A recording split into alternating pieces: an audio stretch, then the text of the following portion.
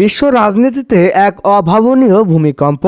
সব জল্পনা কল্পনার অবসান ঘটিয়ে 2026-এর নির্বাচনে ইতিহাস সৃষ্টি করল বাংলাদেশ। অবিশ্বাস্য হলেও সত্য, 300 আসনের মধ্যে 170টি আসন একক জয় পেয়ে বাংলাদেশের নতুন প্রধানমন্ত্রী নির্বাচিত হলেন জামায়াতে ইসলামের আমির ডক্টর শফিকুর রহমান। কেবল আসন সংখ্যায় নয়, রেকর্ড ৭৪% জনসমর্থন নিয়ে লন্ডভন্ড করে দিয়েছেন সব পুরনো সমীকরণ। CNN থেকে আল জাজিরা, সবার হেডলাইনে এখন একটি নাম, ডক্টর শফিকুর রহমান। কি এমন ঘটল যে পুরো বিশ্ব আজ বাংলাদেশের এই ফলাফলে স্তব্ধ? এখন আমরা জানাবো সেই রুদ্ধশ্বাস বিজয় আর নতুন প্রধানমন্ত্রীর শপথ নেওয়ার নৈপথ্য কাহিনী। দর্শক, 12ই ফেব্রুয়ারির সেই ঐতিহাসিক নির্বাচনের চূড়ান্ত ফলাফল যখন নির্বাচন কমিশন ঘোষণা করল, তখন পুরো দেশ যেন এক মুহূর্তের জন্য থেমে গিয়েছিল। জামায়াতের 10 দলীয় জোটের শাপলাকলি মার্কার জোয়ারে খড়কুটোর মতো ভেসে গেছেন হেভিওয়েট সব প্রার্থীরা। পরিসংখ্যান বলছে কাস্টিং ভোটের প্রায় 70% পড়েছে এই জোটের পক্ষেই, যা বাংলাদেশের গত 54 বছরের সংসদীয় ইতিহাসে এক অনন্য বিশ্ব রেকর্ড। বিশ্লেষকরা বলছেন এটি কেবল একটি রাজনৈতিক জয় নয়, এটি জুলাই বিপ্লবের সেই আকাঙ্ক্ষার প্রতিফলন যা ডক্টর শফিকুর রহমানের নেতৃত্বে পূর্ণতা পেল। কিন্তু এই বিশাল জয়ের রহস্য কি? কেন মানুষ এবার এভাবে ঝাঁপিয়ে পড়ল? ডক্টর শফিকুর রহমানের এই উত্থানে বিশ্ববাসী আজ অবাক। ওয়াশিংটন থেকে লন্ডন, দিল্লি থেকে আঙ্কারা, সবাই এখন বাংলাদেশের এই নতুন নেতৃত্বের রসায়ন বুঝতে ব্যস্ত।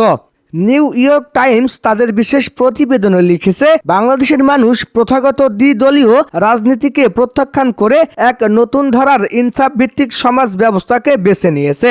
ডক্টর ইউনূসের সফল সংস্কারের পর এই স্বচ্ছ নির্বাচন আর শফিকুর রহমানের বিশাল জনম্যান্ডেট বিশ্বজুড়ে গণতন্ত্রের এক নতুন উদাহরণ হিসেবে দেখা হচ্ছে। মধ্যপ্রাচ্যের দেশগুলো থেকে ইতিমধ্যেই আসতে শুরু করেছে অভিনন্দন বার্তা। কিন্তু এই জয় কি প্রতিবেশী দেশগুলোর সাথে সম্পর্কে কোনো নতুন চ্যালেঞ্জ তৈরি করবে?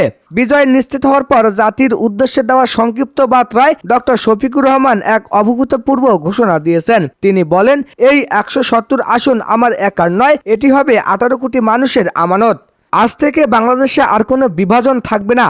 আমরা প্রতিহিংসার রাজনীতির চিরতরে কবর দিয়েছি। ডক্টর শফিকুর রহমান আরও বলেন, বিদেশের কাছে মাথা নত নয়, বরং স্বনির্ভর বাংলাদেশ গড়াই হবে আমার প্রথম কাজ। তার এই শান্ত অথচ দৃঢ় বক্তব্য কি পারবে তারেক রহমান ও বিএনপির কর্মীদের মনে নতুন আশার আলো জ্বালাতে, নাকি শুরু হবে এক নতুন মেরুকরণ? সূত্র বলছে, ডক্টর শফিকুর রহমানের নতুন মন্ত্রিসভায় থাকতে পারে বড় বড় সব চমক। জুলাই বিপ্লবের নায়ক হাসনাত আব্দুল্লাহ ও সার্জিস আলমের মতো তরুণ তুর্কিদের বড় দায়িত্ব দেওয়ার গুঞ্জন উঠেছে। জামায়াতের 10 দলীয় জোট চাচ্ছে একটি জাতীয় ঐক্যের সরকার গঠন করতে, যেখানে সত্যতা আর দক্ষতাই হবে শেষ কথা। রুমিন ফারানার মতো স্বতন্ত্র বিজয়ীদের সাথেও যোগাযোগের খবর পাওয়া যাচ্ছে।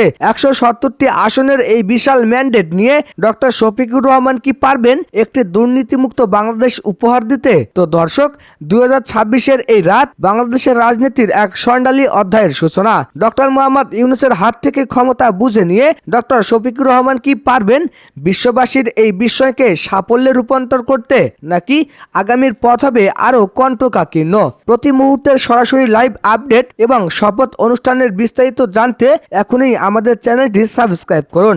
আপনার কি মনে হয় 70% ভোট কি প্রকৃত জনমতের প্রতিফলন? কমেন্ট বক্সে জানিয়ে দিন আপনার গুরুত্বপূর্ণ মতামত। এতক্ষণ সাথে থাকার জন্য ধন্যবাদ। আল্লাহ হাফেজ।